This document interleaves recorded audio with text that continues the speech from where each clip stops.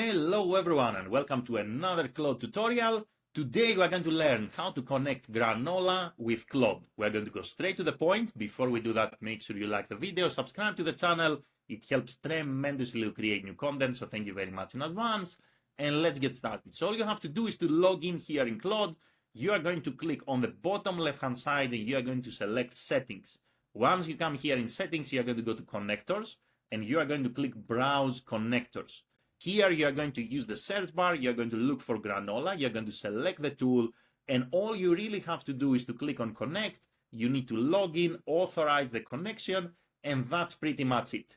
Now, before you start working, have a look at tools here, because here Claude is telling you basically what it can do with Granola. So you can query Granola, you can get a list of the meetings, you can get the transcripts, and so forth.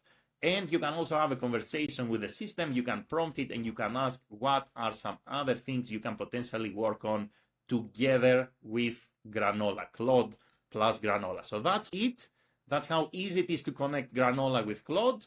That's all for this video. If you have any questions, let me know in the comments below. If you want to work with me, there are links in the video description. Thank you very much for watching and have an amazing day in any time zone. Bye everyone.